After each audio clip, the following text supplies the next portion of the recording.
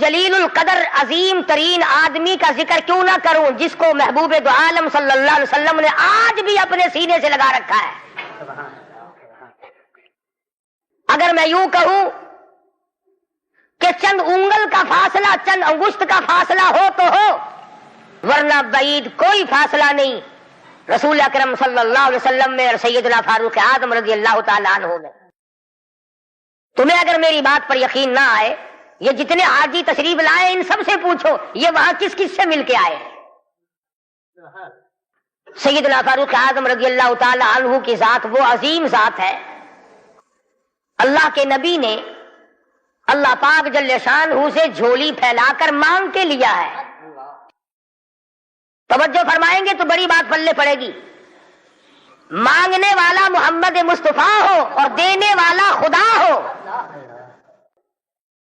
امام الانبیاء نے اپنی حیثیت کے مطابق مانگا ہوگا اور خدا نے اپنی حیثیت کے مطابق دیا ہوگا. مانگنے والا بھی دیکھے اور دینے والا بھی دیکھے، پھر پتہ چلے گا آپ کو کہ جو چیز مانگی ہے وہ کتنی بڑی ہے اور اللہ نے جو چیز دی ہے وہ کتنی بڑی چیز ہے. میں اور آپ کسی سے مانگیں گے 2-4 روپے 200-400 روپے مانگیں گے، رشتہ ناتا مانگیں گے، دھن دولت مانگیں گے. اس نبی نے مانگا، اللہ پاک نے فرمایا میرے محبوب اگر آپ چاہیں تو میں آپ کے منہ مبارک کے لعاب کو سونا بنا دوں. اس نبی نے مانگا، کالی کملی والی ذات نے مانگا، شہنشاہ کائنات نے مانگا اور یوں کہہ کر کے مانگا الہی تیرا دین کمزور ہے، تیرا اسلام کمزور ہے، تاب کے بیٹے کو میرا ساتھی بنا دے، تیرے دین میں جان پڑ جائے گی. گویا فاروق اعظم اسلام کی شان و شوکت ہے، اسلام کی عظمت بن کر آئے، اسلام کی سربلندی بن کر آئے اور محبوب دو عالم صلی اللہ علیہ وسلم نے مانگا، خدا نے دیا. اس لیے علماء کرام کہتے ہیں تمام صحابہ کرام، تمام کے تمام صحابہ کرام، چاہے ابو بکر صدیق کیوں نہ ہو، عثمان ذی النورین کیوں نہ ہو، علی مرتضی رضی اللہ تعالیٰ عنہ کیوں نہ ہو، طلحہ زبیر کیوں نہ ہو، سعد بن وقاص کیوں نہ ہو، خالد بن ولید کیوں نہ ہو، عبد الرحمن بن عوف کیوں نہ ہو، حضرت ابو عبیدہ بن جراح کیوں نہ ہو، امیر معاویہ رضی اللہ تعالیٰ عنہ اجمعین، کوئی کتنا بڑا صحابی کیوں نہ ہو، علماء کرام کہتے ہیں تمام کے تمام صحابہ حضور کے مرید ہیں، فاروق اعظم حضور کی مراد ہے. نقطوں سے شان کا پتہ چلتا ہے. ایک دن سیدہ عائشہ صدیقہ اور سیدہ فاطمہ الزہرا رضی اللہ تعالی عنہا ماں بیٹی بیٹھی ہوئی تھی. آج ہماری عورتیں تو دنیاوی ضروریات کی گپے ماریں گی، تیرا سوٹ کیسا، میرے جوتے کیسے، تیری چوڑیاں کیسی، تیرا زیور کیسا، تیرا خامن کیسا، تجھے کتنا خرچہ ملتا ہے. نبی کریم صلی اللہ علیہ وسلم کے گھرانے کا حال دیکھو. سیدہ فاطمہ الزہرا اور سیدہ عائشہ صدیقہ میں گفتگو چل پڑی. فاطمہ الزہرا رضی اللہ تعالیٰ عنہ فرمانے لگی امی جان میرا درجہ بڑا ہے، میں نبی کی بیٹی ہوں، آپ صحابی کی بیٹی ہیں. میں نبی کی بیٹی ہوں بلکہ امام الانبیاء کی بیٹی ہوں، شہنشاہ کائنات صلی اللہ علیہ وسلم کی بیٹی ہوں، آپ ابو بکر صدیق کی بیٹی ہیں. ذہانت تو دیکھیے، علم تو دیکھیے عائشہ صدیقہ رضی اللہ تعالیٰ عنہا کا. خدا کی قسم جس کو خدا کے سلام آئے، جن کو جبریل کے سلام آئے، حضور جن کی جھولی میں ہو تو قرآن اترے. سیدہ عائشہ صدیقہ فرمانے لگی بالکل بیٹی ٹھیک ہے، بے شک مانتی ہوں تیرا درجہ بڑا ہے، آپ شہنشاہ کائنات کی بیٹی ہے، امام الانبیاء کی بیٹی ہے، محمد الرسول اللہ کی بیٹی ہے، آپ کالی کملی والے صلی اللہ علیہ وسلم کی بیٹی ہے، میں ابو بکر صدیق صحابی کی بیٹی ہوں. بالکل ٹھیک ہے، مگر یہ رشتے ناتے دنیا کے ہیں. لختے جگر میں نے تیرے ابا سے سنا، شہنشاہ کائنات صلی اللہ علیہ وسلم سے سنا، جس عورت کا نکاح جس آدمی کے ساتھ ہوگا قیامت میں اسی کے ساتھ اٹھے گی، اسی کا پلہ پکڑ کے جنت میں جائے گی. تو خاتون جنت ہے فاطمہ، میں نے تیرے ابا سے سنا ہے اس بات کے مطابق جس وقت جنت کا داخلہ ہوگا تیرے ہاتھ میں علی مرتضی کا ہاتھ ہوگا، میرے ہاتھ میں امام الانبیاء کا ہاتھ ہوگا. میں اپنے خامن کے ساتھ جنت میں جاؤں گی، آپ اپنے خامن کے ساتھ جنت میں جائیں گی. تو ان حضرات کے یہاں تو گفتگو بھی اس قسم کی تھی. فاروق اعظم رضی اللہ تعالی عنہ آپ صلی اللہ علیہ وسلم کی مراد مانگ کے لیا. ایسے وقت میں مانگا جب مسلمان پریشان تھے. مسلمانوں کو اپنا ایمان اظہار کرنے کا موقع نہیں تھا، مخفی اسلام رکھتے تھے. یہ اسلام کا شیر آیا، بہادر آیا تو تمام صحابہ کرام، بعض نے لکھا ہے جس دن فاروق اعظم مسلمان ہوئے اللہ کی دھرتی پہ آسمان کے نیچے کل 14 مسلمان تھے. اور ایک روایت یہ ہے کہ 39 مرد عورت پہلے تھے، 40ویں فاروق اعظم ہے. پھر بھی لمبی چوڑی کوئی بات نہیں. اور ایمان لانے کا سبب بھی بڑا عجیب بنا ہے. کفر میں بڑے پکے تھے. پکا آدمی ہر جگہ پکا ہوتا ہے، ڈھلا آدمی ہر جگہ ڈھلا ہوتا ہے. حضور صلی اللہ علیہ وسلم کے بارے میں خیال ہوا کہ یہ شاعر ہے. قرآن کریم پڑھتے ہوئے سنا، تردید ہوتی چلی گئی. کفار مکہ اکٹھے ہوئے، کہنے لگے نبی کی تحریک کو ختم کرو، نبوت کو قتل کر دو، امام الانبیاء صلی اللہ علیہ وسلم کو قتل کر ڈالو، یہ تحریک ختم ہو جائے گی، دین ختم ہو جائے گا، اسلام ختم ہو جائے گا. مشورہ ہوا آپس میں بیٹھ کر اس کام کو کون کرے. سارے مکے والوں نے اتفاق کیا خطاب کا بیٹا کر سکتا ہے. پتا چلا کہ کافر بھی بڑا بہادر شمار کرتے تھے. اپنے ذمے لے لیا، تلوار لی، چل پڑے قتل کے پروگرام سے، ارادے سے. صحابی راستے میں ملے، انہوں نے تیور بدلے ہوئے دیکھے تو گھر کا راستہ پھیر دیا. کہا کہ تیری بہن اور بہنوئی دونوں مسلمان ہو چکے ہیں، تمہارے گھر میں دین داخل ہو چکا ہے. اسی وقت طبیعت میں مزید جلال آ گیا، میرے گھر میں دین آ گیا، ایمان آ گیا، اسلام آ گیا. دروازے پہ جا کے دستک دی، دروازہ زور سے کھٹکھٹایا. بہن سمجھ گئی میرا بھائی آ گیا جو ابھی کفر میں ڈوبا ہوا ہے. صحابی قرآن کریم پڑھا رہا ہے، میاں بیوی کو یاد کرا رہا ہے. آج میاں بیوی تو مل کر کیا قرآن یاد کریں گے، اولاد کو قرآن کریم پڑھانے کے لیے آج کا مسلمان تیار نہیں. صحابی کو چھپا دیا، اندر داخل ہوئے، پوچھا تم کیا کر رہے تھے، کیا پڑھ رہے تھے. فوراً جواب دیا اور کہہ اٹھے تجھے کیا مطلب ہے. پکڑا ہے بہنوئی کو، مارا مارا، مار مار کے بے ہوش بنا دیا. بہن اٹھی، کہنے لگی عمر آج کیا اپنی بہن کو بیوہ کرنے کا ارادہ ہے؟ اجاڑنے آئے ہو، بسے ہوئے گھر کو برباد کرنے آئے ہو. بہنوئی کو چھوڑ دیا، بہن کو پکڑ لیا، اتنا مارا، ناک سے خون جاری، آنکھوں سے خون جاری، منہ سے خون جاری، مارا ہے اپنے دین کی وجہ سے. اللہ پاک نے بہن کو توفیق دی. وہ کہنے لگے عمر دل سے نکال دی یہ بات کہ مار مار کے توحید کی امانت میرے سینے سے نکال دو گے. یہ تو خون کے قطرے قطرے میں بسی ہوئی ہے، رگ و ریشوں میں بس چکی ہے. تو مارتا تھک جائے گا، میں مار کھاتی نہ تھکوں گی. جس ماں کی چھاتی کا دودھ تو نے پی رکھا ہے، میں نے بھی اسی کا دودھ پی رکھا ہے. تیرا جتنا جی چاہے مار لے، ایمان کار کلمے کا انکار نہیں کیا جا سکتا. اس لیے شاعر کہتا بہن بولی عمر ہم کو اگر تو مار بھی ڈالے، شکنجوں میں کسیا بوٹیاں کتوں پہ نچوا دے. جو تیرا جی چاہے کر گزر، میرے ایمان کی یہ کیفیت ہے، ہم اپنے دین حق سے ہرگز پھر نہیں سکتے. بلندی معرفت کی مل گئی ہے، گر نہیں سکتے. جو تیرا جی چاہے کر گزر، قیمہ بنا سکتے ہو، بالکل جان ختم کر سکتے ہو، پر ایمان کا دامن نہیں چھڑا سکتے. عورت ذات اور حالت یہ ہے دہن سے نام حق، آنکھوں سے آنسو، منہ سے خون جاری. عمر کے دل پہ اس نقشے سے عبرت ہو گئی تاری. سوچتے ہیں میرے سامنے کبھی بولی نہیں، آج کیسے بول رہی ہے، کیا بات ہے.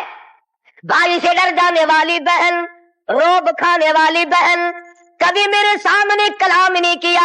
کس چیز نے آج اتنی طاقت دے دی, جرأت دے دی, شجاعت دے دی, بہادری دے دی, اسپرٹ داخل کر دی, آج مجھے چیلنج کر رہی ہے, علل اعلان کرتی ہے تو مارتا جا میں مار کھاتی جاؤں گی. پیچھے کو ہٹ کر بیٹھ گئے اور کہنے لگے کہ فاطمہ میری بہن اب تو وہ دکھا دے تم کیا پڑھ رہی تھی. ایسے وقت میں بھی قرآن کریم کا تقدس ملحوظ ہے. پاکستان کے مسلمانوں تم نے اخبارات میں پڑھا سنا, شرم نہیں آئی. 15 شہروں میں قرآن کریم کی توہین کی گئی, اللہ کے قرآن پہ پخانے کیے گئے, گندگی میں پھینکا گیا, جلایا گیا. آج اللہ کا قرآن میرے تیرے دروازے پہ کرلاتا پھرتا ہے, روتا پھرتا ہے. اور مسلمانوں ہے کوئی میرا, او لوگا میری توہین ہو گئی. اس کا وارث کون بنے؟ قرآن کریم کے وارث مدینے کے قبرستان میں سو گئے. فاطمہ بنت خطاب نے اس وقت میں بھی ادب کو ملحوظ رکھا. کہنے حالانکہ بال پھٹے ہوئے ہیں, کپڑے پھٹے ہوئے ہیں, خون تھوک رہی ہے, خامد بے ہوش پڑا ہے, ایسی حالت میں بھی کہتی ہے میں تجھے دکھا تو دیتی مگر تو کافر پلیت ہے. قرآن کریم میرے اللہ میاں کا مقدس کلام ہے. عورت ذات ہو کر ایسے وقت میں بھی بالکل پرواہ نہ کی. آج ہم قرآن مجید کی جھوٹی قسمیں کھانے کے لیے تیار ہیں, اس کو تعویذ گنجوں میں استعمال کرنے کو تیار ہیں. مر جائے کوئی میت کی بغل میں رکھ کر قبر تک لے جانے کا مشغلہ بنا لیں گے. اور قرآن کریم کے وارث کہاں گئے, قرآن کریم کے مالک کہاں چلے گئے, جو یوں پوچھے بے ادبی کرنے والوں تم کون ہو. آج اگر کسی حکومت کے بارے میں کوئی بات کر دی جائے فوراً سزا آ جاتی ہے, اگر کسی کے بارے میں کچھ کہہ دیا جائے فوراً قانون حرکت میں آتا ہے, حکومت کے کارندے حرکت میں آتے ہیں. اور CID والوں, انٹیلیجنس والوں, کہاں گیا تمہارا محکمہ؟ اللہ کے قرآن کی بے عزتی ہو گئی. جاؤ فاطمہ بنت خطاب کی قبر سے جا کے پوچھو, لہو تھوک رہی ہے, خامد بے ہوش پڑا ہے, بھائی نے سر کے بال پکڑ کے مارا ہے. ارے اور اندازہ لگاؤ, ایک کو مارنے والا غیر ہو, رب ذوالجلال کی قسم یہ فاطمہ بنت خطاب کے جگر سے پوچھو, مارنے والا بھائی ہے, مار کھانے والی بہن ہے. چوری نہیں کی, ڈاکہ نہیں مارا, گناہ کوئی نہیں کیا, قصور کوئی نہیں کیا, قرآن کریم کیوں پڑھتی ہے؟ کہنے لگی میں تمہیں دکھا تو دیتی مگر تو ابھی کافر پلیت ہے. وہ میرے اللہ کا کلام پاکیزہ ہے, پاک ہے, وہ دیکھوں گا ضرور. میں پاک کیسے ہو سکتا ہوں؟ کہنے لگی پانی لاتے ہوں.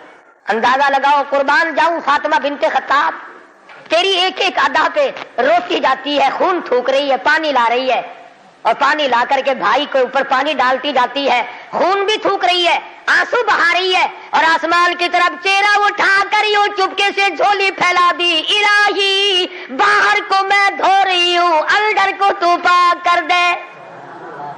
باہر پانی ڈالنا میرا کام ہے, اندر کو صاف کر دینا یہ تو تیرا کام ہے. غسل کرا دیا, قرآن کریم کا ورقہ ہاتھ میں دے دیا. تم سارا قرآن کریم پڑھتے ہو, سنتے ہو, مگر مردوں کے لیے.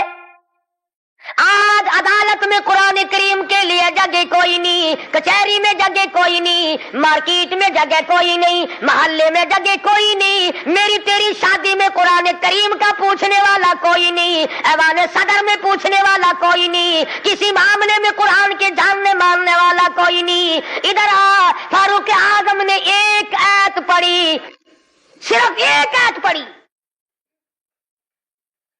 ادھر حضور صلی اللہ علیہ وسلم کی جھولی پھیلی ہوئی ہے, ادھر فاطمہ بنت خطاب کے آنسو ہیں. ایک آیت پڑھنے کے بعد فوراً پکار اٹھے, اے میری بہن مجھے بھی یہ دولت ملنی چاہیے جو دولت تجھے ملی.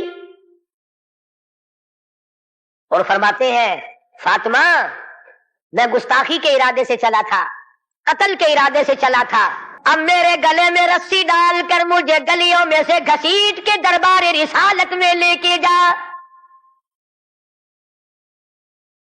سجدہ شکر کیا بہن نے، الہی تیرا شکر ہے میرے بھائی کو ہدایت ہو گئی، میں اپنی ماں بھول گئی، میں اپنا دکھ بھول گئی، اپنی پریشانی بھول گئی، زخموں کو بھول گئی، اے میرے اللہ تیرا لاکھ لاکھ شکر ہے میرے بھائی کو اسلام کی دولت مل گئی۔ دربار رسالت میں سب کہتے صلی اللہ علیہ وسلم میں حاضر ہوئے، اسلام سے مشرف با اسلام ہوئے۔ حضور صلی اللہ علیہ وسلم نے وضو فرمایا، نماز کی نیت باندھنے لگے۔ فاروق اعظم نے پوچھا کیا کرو گے؟ کہ نماز پڑھوں گا۔ عرض کیا نماز کیا چیز ہے؟ فرمایا میرے اللہ کا حکم ہے، میرے اللہ کی یاد ہے، عبادت ہے۔ کہا تھا نا آخر فاروق ہلکی سے تو نہیں مانگی تھی کالی کملی والے نے صلی اللہ علیہ وسلم۔ بہادر بول اٹھا میرے آقا، وہ دن گئے جب آپ کوٹڑی میں نماز پڑھا کرتے تھے، چھپ چھپ کر نماز پڑھا کرتے تھے۔ یہ آج سے پہلے کی باتیں تھی، ساری دنیا حرم میں عبادت کرے، بیت اللہ میں عبادت کرے، آپ کوٹڑی میں نماز ادا کرے کیوں؟ اسی وقت چلو بیت اللہ میں نماز ہوگی۔ میں نے عرض کیا تھا نا کہ ہلکی سے نہیں مانگی نبی نے۔ اور ادھر وہ جو تھا نا دار الندوہ، جہاں بڑے بڑے قریش انتظار میں بیٹھے ہیں، ابھی سر کٹے گا نعوذ باللہ نبی صلی اللہ علیہ وسلم کا، ابھی لاتے بیت اللہ میں تشریف لے آئے اور مکے کی طرف تمام لوگوں کی طرف منہ کر کے فرمایا اللہ اکبر۔ وہ سارے کمیٹی کے ممبر، مرد عورت بچے دوڑے لوگ، کام بن گیا، جس کام کے لیے ہم نے بھیجا تھا وہ کام بن گیا۔ نعوذ باللہ نبی کو شہید کر دیا گیا۔ سامنے آئے، فاروق اعظم فرمانے لگے آؤ، جس نے اپنے بچے یتیم کرانے ہو وہ مقابلے میں آ جائے، جس نے اپنی بیوی کا سہاگ اجاڑنا ہو سامنے آؤ۔ وہ دن گئے جب تم میرے محبوب کو تنگ کیا کرتے تھے، اب انگلی کا اشارہ کرو گے میں انگلی کو کاٹ کے رکھ دوں گا، آپ کا اشارہ کرو گے اپنے محبوب کی حمایت میں تمہاری آنکھ نکال کے پھینک دوں گا۔ خطاب کے بیٹے تجھے تو ہم نے سر لینے کے لیے بھیجا تھا۔ کہنے لگا ایسا ہی سودا ہوا کرتا ہے، سر لینے آیا تھا مگر سر دے بیٹھا ہوں۔ فاروق اعظم مسلمان ہو گئے، قریش سارے مایوس ہو گئے، لو بھی اب خیر نہیں، اب معاملہ بگڑ گیا۔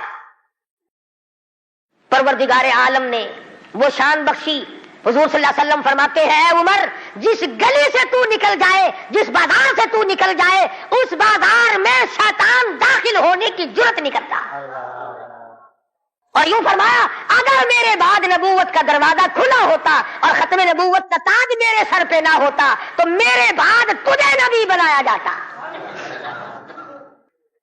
اور پھر سیدہ حفصہ رضی اللہ تعالی عنہا فاروق اعظم کی بیٹی ہے، حضور صلی اللہ علیہ وسلم کی گھر والی ہے۔ فاروق اعظم حضور صلی اللہ علیہ وسلم کے سسر ہیں۔ کیا نظارے آئے ہوں گے جس وقت فاروق اعظم کے دروازے پہ کالی کملی والے دلہا بن کر آئے، جس کا داماد امام الانبیاء ہو، کیا کہنا اس کی عظمتوں کا۔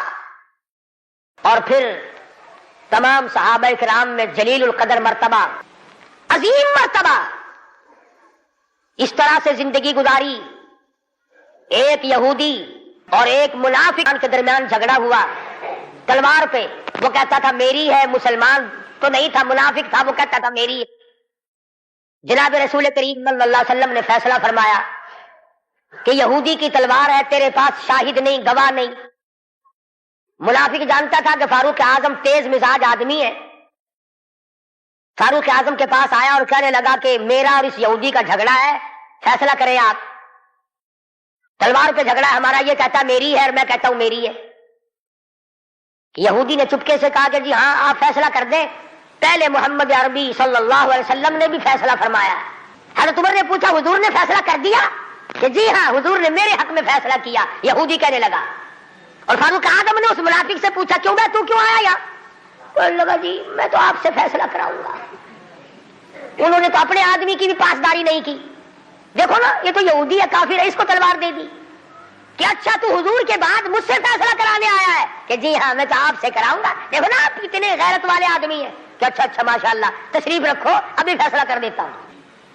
منافق نے سمجھا کوئی رجسٹر اٹھانے گئے ہیں، فاروق اعظم اندر سے تلوار لے آئے اور تلوار لاتے ہی منافق کی گردن پہ ماری، اڑا کے رکھ دی. فرمایا جو میرے آقا کا فیصلہ نہیں مانتا میرے پاس دوبارہ فیصلہ کرانے آئے گا، اس کے لیے میرے پاس یہ فیصلہ ہے. اڑا دی. میرے تیرے ورگا ہوں گا نا اوشی جیرا کچھ آدھا اپنی زبان گندی کریں گا پہ تو کو کیا. صحابہ رسول کو تبرہ کرے اپنی زبان گندا کردہ کھڑا اپنی زبان بکدا پیا، تیرا کیا بگڑتا ہے؟ اور میں آدھا تیری دھی کو مندہ کڈھے وال اپنی زبان گندی کرتا ہے، تینوں غیرت دا جوش کیوں آندا ہے؟ تجھے بہن کی گالی دے پھر بھی تو زبان گندی ہے، تجھے بیٹی کی گالی دے دے پھر بھی تو زبان گندی ہے، تجھے ماں کی گالی نکال دے پھر بھی زبان گندی ہے. تو قتل کر دیتا ہے، قتل ہو جاتا ہے، ہوش کھو بیٹھتا ہے غیرت کا مارا. اور رب ذوالجلال کی قسم میری تمہاری کروڑوں بیٹیوں کی آبرو قربان کر دو سیدہ عائشہ صدیقہ کے جوتے مبارک پہ. کیوں گالی دے کوئی کسی کو؟ کہاں سے جرت آ گئی؟ کیوں جرت کرتا ہے کوئی کسی صحابی کو یا کسی صحابیہ کو گالی دینے کی؟ وہ مذہب کس کام کا جس میں گالیاں دی جائے؟ وہ مذہب ہے کوئی؟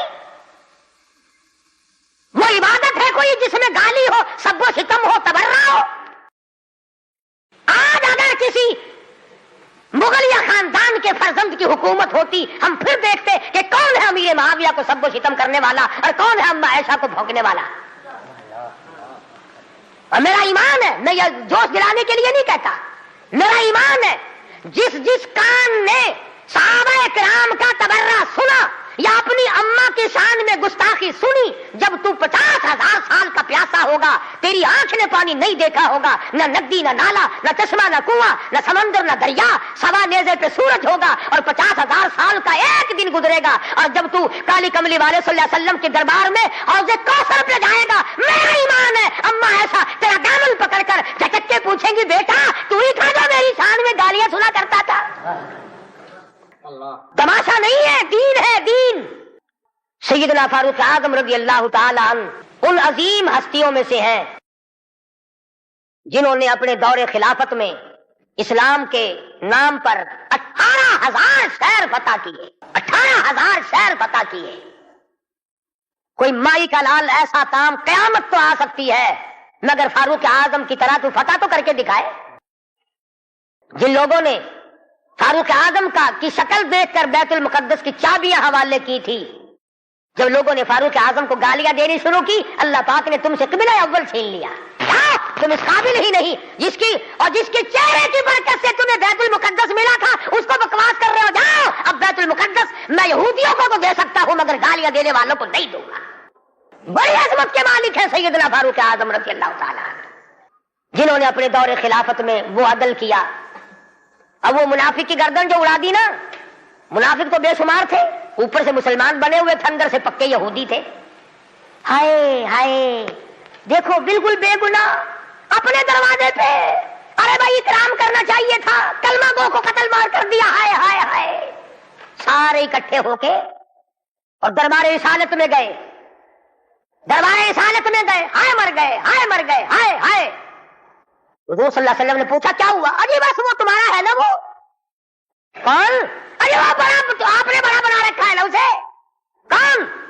اجی وہ ہے نا جس کو فاروق اعظم کہتے ہیں عمر. ہاں. حضور صلی اللہ علیہ وسلم نے فرمایا ہاں ہاں کیا بات ہے؟ بالکل بے گناہ، بے قصور، بے خطا، بڑا نیک آدمی، حاجی غازی نمازی، تلوار ماری گردن اڑا دی. مسلمان کی؟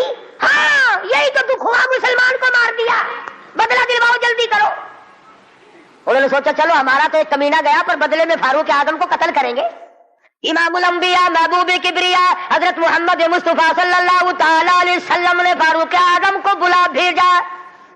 بلا کے فرمایا اے فاروق یہ کیا بات کہہ رہے ہیں؟ کہتے ایک مسلمان کو آپ نے قتل کر دیا بغیر کسی وجہ کے. فاروق اعظم پریشان ہوئے، میں اب کیا کروں؟ ادھر سے جبریل امین قرآن لے کر آ گیا. فلا وربک. لوگوں وہ کتنی بڑی شان کے مالک ہوں گے جن کی ضرورتوں کے مطابق قرآن اترا. فلا وربک، اے میرے محبوب تیرے رب رب کی قسم، مجھے اپنی قدرت کاملہ کی قسم، مجھے اپنی الوہیت کی قسم، مجھے اپنے جلال کی قسم، مجھے اپنی پروردگاری کی قسم، لا یؤمنون، اس وقت تک کوئی مسلمان ہو ہی نہیں سکتا، مسلمان بن ہی نہیں سکتا، حتی یحکموک فیما شجر بینہم، اور میرے محبوب جو تیرے فیصلے کو پلٹ دے، جو تیرا فیصلہ نہ مانے، وہ مسلمان کہے گا میں خدا قسم کھاتا ہوں فاروق نے مسلمان نہیں مارا بلکہ یہودی منافق مارا ہے۔ جب قرآن کریم آ گیا بڑے بھاگے وہاں سے کپڑے جھاڑتے ہوئے کہنے لگے توبہ توبہ، اس کی تو آسمانوں تک بات جاتی ہے، آسمانوں تک۔ وہ فاروق بیت اللہ میں مدنی کریم صلی اللہ علیہ وسلم تشریف فرمائے، عرض کیا میرے آقا میرا دل چاہتا ہے کہ مقام ابراہیم پہ 2 رکعات پڑھا کروں۔ فرمانے لگے عمر اللہ کے امر کے بغیر میں تو سانس نہیں لیتا۔ اسی وقت قرآن کریم آ گیا واتخذوا من مقام ابراہیم مصلی، 17 مقام ایسے ہیں، یاد کر لیا کرو کوئی بات۔ پیسے تو تمہارے بڑے یاد رہتے، میرے بینک میں کتنے ہیں، فلاں سے کتنے لینے ہیں، مسئلے یاد نہیں رہتے۔ 17 مقام ایسے ہیں جو فاروق اعظم نے فرش پہ چاہا، میرے اللہ نے عرش پہ وہی چاہا۔ فاروق کی تمنا کے مطابق قرآن اترا، پردے کے مسئلے میں، بدر کے قیدیوں کے مسئلے میں، مقام ابراہیم پر نماز کے مسئلے میں، منافق کے قتل کے مسئلے میں، کتنی مقامات آتے ہیں قرآن کریم میں جو فاروق اعظم نے خدا کی زمین پہ چاہا، اللہ نے اسی کو پسند کر کے عرش پہ چاہا۔ اتنا بڑا آدمی ہے جس کی چاہت عرش والے سے مل جائے، اور پھر ساری زندگی انصاف کیا، اس قسم کا عدل کیا، اس قسم کا انصاف کیا کہ دنیا شاہد ہے، اولاد کی تربیت کی ہے، اپنی اولاد کو سنبھالا ہے۔ حکومت ہے فاروق اعظم کی رضی اللہ تعالی عنہ۔ چھوٹا سا آپ کا پوتا کھڑا ہے ابو موسیٰ عشری سب کہو رضی اللہ تعالیٰ عنہ، حضور صلی اللہ علیہ وسلم کا ایک صحابی ہے، اس نے بیت المال میں یعنی سٹور میں خزانے والے کمرے میں جھاڑو دی، وہاں سے ایک درہم ملا مٹی میں سے، کوڑے کباڑ میں سے چونی مل گئی۔ ابو موسیٰ عشری نے فاروق اعظم کا ننھا سا چھوٹا سا پوتا کھڑا ہوا تھا اس کے ہاتھ پہ رکھ دیا، بچہ ہے کوئی شے لے لے گا، کوئی مالک تو نہیں اس کا، یہ تو گرا پڑا ملا ہے، کوڑے کرکٹ میں سے ملا ہے، اس کمرے میں سے ملا جہاں مسلمانوں کا خزانہ ہوتا تھا۔ پوتا دادا کے پاس چلا گیا، فاروق اعظم نے جب بات کی تو پتا چلا بچے کے کچھ منہ میں ہے۔ فرمایا بیٹا منہ میں کیا ہے؟ عرض کیا دادا جان پیسہ ہے۔ کہاں سے آ گیا؟ ابو موسیٰ عشری نے دیا۔ نکال کے دیکھا تو 1 درہم۔ خوش نہیں ہوئے، میرے پوتے کے ساتھ محبت کی ہے، خوش نہیں ہوئے، بلایا ابو موسیٰ عشری کو اور فرمایا ابو موسیٰ اس اللہ کی دھرتی پہ آسمان کے نیچے تجھے میری اولاد سے زیادہ کوئی ذلیل نظر نہیں آیا؟ قوم کا پیسہ، بغیر تقسیم ہوا پیسہ، بیت المال کا ٹکا تو نے میرے بچے کو کیوں دیا؟ یوں تربیت کی ہے فاروق اعظم نے اپنی اولاد کی۔ آج ہم گڑپ سڑپ مل جائے صحیح اولاد کا کھاتا پورا ہی پورا کرنا ہے۔ پھر وہ فاروق جس کا آخری وقت آیا تو نماز میں، کوئی ایکسیڈنٹ میں مرے گا، کوئی آپریشن روم میں مرے گا، کوئی بیوی بچوں کے سامنے تڑپ تڑپ کے مرے گا۔ فاروق اعظم کو چھرا مارا گیا فجر کی نماز میں، بے ہوش ہو کر گر پڑے۔ اس کے بعد اپنے لخت جگر حضرت عبداللہ کو بلوایا رضی اللہ تعالیٰ اور فرمایا بیٹا جا سیدہ عائشہ صدیقہ کے پاس چلا جا اور جا کر میرے لیے ایک بھیک مانگ لا،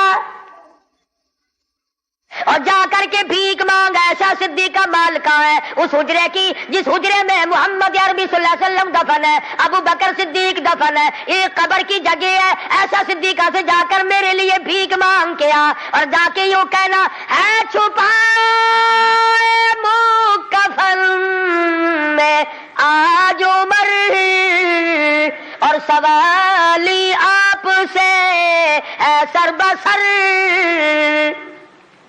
اس کو بس اجازت دیجئے تاکہ قدموں میں نبی کے جا بچھے، इजाजत दे दो, अल्लाह वास्ते भीख मांगता हूं। और आज मेरी ये हालत है, पेश ये मौला का है इतना ख्याल, और कांपता है उम्र का बस बाल बाल। रो रहे हैं फारूक आदम, फरमाते हैं देखिए आज जाला उसकी हुजूर, कैसे आवे पेशवा रब्बे गुफूर, न मालूम क्या बनेगी। हज़रत अब्दुल्लाह बिन उमर रज़ियल्लाहु ताला अम्मा आयशा सिद्दीक़ा रज़ियल्लाहु ताला की खिदमत में गए, कब्र की जगह मांगी, अब्बा जान ने भीख मांग रहे हैं। फरमाने लगी मैंने अपने लिए रखी थी, मुझे इसके बदले में क़यामत तो आ सकती है मगर ऐसी जगह न मिलेगी। वाह आयशा सिद्दीक़ा, तुमने अच्छा सदका किया, तारीख को शर्मिंदा कर दिया। अरे 4 पैसे अल्लाह नाम पे दोगे तुम्हें उम्मीद है और मिल जाएंगे, कपड़ा दोगे तुम्हें उम्मीद है और मिल जाएगा, खाना दोगे तुम्हें उम्मीद है और मिल जाएगा, मकान दुकान दोगे तुम्हें और मिल जाएंगे। लेकिन ऐसा सिद्दीक़ा जानती है ना और नबी आए ना ऐसा हुजरा बने, ये तो जन्नत का टुकड़ा है। ऐसा सिद्दीक़ा को पता है कि ये वो जमीन है, जमीन के वो जर्रे जो हुजूर सल्लल्लाहु अलैहि वसल्लम के जिस्म अक़दस को लगे हुए हैं, उनका दर्जा अर्श अजीम से बुलंद है। मगर अम्मा आयशा फरमाती है रज़ी अल्लाह ताला अन्हा कि कोई और होता तो मैं इनकार कर देती, फारूक को इनकार करते शर्म आती है, मेरे महबूब ने अल्लाह से मांग के लिया था, जहां मेरा अल्लाह मालिक है मैंने दे दी। जब वापिस आए हजरत अब्दुल्लाह बिन उमर, अदब देखो, फरमाया मुझे उठा के बिठाओ। अम्मा ऐशा का जवाब लेट कर सुनना बेअदबी समझता हूं। उठा के बिठाया, बताया कि इजाजत मिल गई, रोने लगे। इंसाफ का दम भरने वालों, अदल का नाम लेने वालों, आओ फारूक का आखिरी इंसाफ देखो, आखिरी। यूं फरमाया अभी मुझे सांस आ जा रहे, जब मेरी रूह परवाज कर जाए, जब मेरा दम निकल जाए, मुझे गुस्ल देकर फारिग हो जाओ, जनाजे की तैयार कर चुको, जब मेरा मुंह कफन में छुपा सको और छुपा चुको, मेरा जनाजा उठाकर अम्मा आयशा सिद्दीक़ा के दरवाजे पे ले जाना। क्यों, क्या करेंगे वहां ले जाकर? फरमाया क़यामत तक के आने वाले लोग यूं ना कहें जबरदस्ती ले ली होगी, वरना ऐसी जगह कौन दिया करता है। हुक्मरान जो था 22 लाख मुरब्बा मील का हुक्मरान जो है, बादशाह जो है, 18,000 शहरों का फाते जो है, और मियां दबा के ले लिया होगा, कौन ऐसी जगह कब्र की जगह दिया करता है। फरमाया जब मैं न बोल सकूं, मैं खामोश हो जाऊं हमेशा के लिए, मेरी हुकूमत ना रहे, मेरा इख्तिदार ना रहे, मेरी हुक्मरानी ना रहे, मुंह कफन में छुपा हुआ हो, अम्मा आयशा सिद्दीक़ा के दरवाजे पे रख देना, फिर इजाजत मांगना कि आज इजाजत फिर दो। अगर इजाजत दे तो हुजूर सल्लल्लाहु अलैहि वसल्लम की कब्र के बराबर दफन करना, अगर उस वक्त इजाजत ना दे तो जन्नतुल बकी में दफन कर देना। कितना बड़ा इंसाफ है और किस कदर खुदा का खौफ है। फरमाया अगर वह तुमने ऐसा ना किया, क़यामत में डर है कहीं शर्मिंदा ना हो जाओ। जिसने सारी सारी रात लोगों की चौकीदारी की, पहरेदारी की, जो अपनी पीठ पे उठाकर आटे और खजूरों की बोरियां गुरबा को ला के दी देता था, जो यतीमों और मोहताज और गरीबों का खाना पकाया करता था। जब फारूक आजम का इंतकाल हुआ, मदीने के यतीम रोए, मदीने के बेवाएं रोई, मोहताज रोए, अब कौन हमारी खबरगिरी किया करेगा। तो यकुम मुहर्रमुल हराम फारूक आजम रज़ियल्लाहु ताला अन्हु की शहादत का दिन है। अफसोस ये है कि हमें पता ही नहीं कौन शहीद हुआ, कौन आम मौत मरा है। उस्मान जिन नूरैन शहीद मदीना है रज़ियल्लाहु ताला अन्हु, फारूक आजम शहीद मदीना है, बल्कि शहीद मस्जिद नबवी है। हुजूर सल्लल्लाहु अलैहि वसल्लम के मेहराब पे, हुजूर के मुसल्ले पे खड़े हुए फारूक आजम को छुरे मारे गए। और फिर इससे बढ़कर क्या प्यार होगा। तुम सारे कुरान को ठीक है याद रखो, हदीसों को याद रखो, तारीखी वाकयात को याद रखो, और जिसे शक हो, जिसे यकीन ना हो, वो आज मदीने चला जाए और जाके पूछो काली कमली वाले ये तेरी बाईं तरफ कौन सोया हुआ है।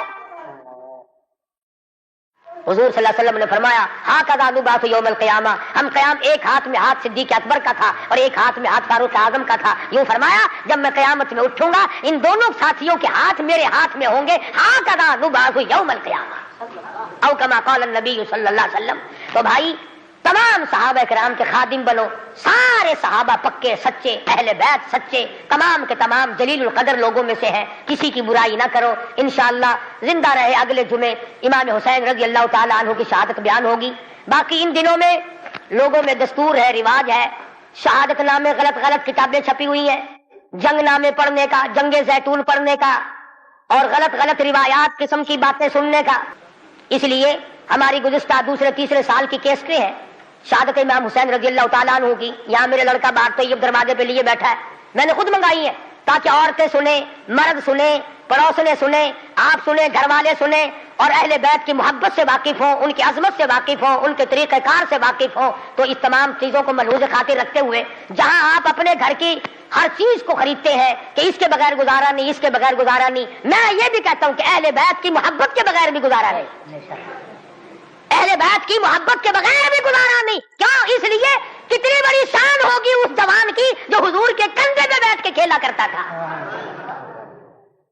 ایک بات عرض کر دوں، آخری معمولی چھوٹی سی بات ہے، یہاں کندھے پہ سیدنا امام حسین بیٹھے ہیں سب کا رضی اللہ تعالیٰ عنہ، اور حضور اپنے کندھے پہ اٹھا کر مدینے کی گلی میں تشریف لے آئے تو فاروق اعظم نے فرمایا سبحان اللہ، کتنی شاندار سواری ہے، کتنی شاندار سواری ہے۔ تو حضور نے فرمایا اے عمر یوں بھی کہو نا کہ کتنا شاندار سوار ہے، سوار ہی کتنا شاندار ہے، کتنا بہترین ہے۔ تو کیسٹ میں آپ کو سب کچھ ملے گا، اور میں میں انشاءاللہ بتاؤں گا کہ حسین کے کان میں اذان کس نے دی، حسین کے حلق میں گھٹی کس نے ڈالی، حسین کھیلتا کہاں تھا، حسین کی زندگی کس نے بنائی، تربیت کس نے کی، تعلیم کس نے دی، کس ماحول میں ہوئی، یہ انشاءاللہ آئندہ جمعہ سویرے سویرے آنا۔ باقی ان دنوں میں شہادت امام حسین کی کیسٹ لے جاؤ، خود سنو، ہوٹلوں پہ، دکانوں پہ، بیٹھکوں میں، گھروں میں بیٹھ کر سنو، صحابہ کرام اور اہل بیت کا ذکر محبت کے ساتھ ہوگا، یہ بھی اجر عظیم کا ذریعہ بنے گا۔ وآخر دعوانا ان الحمدللہ رب العالمین۔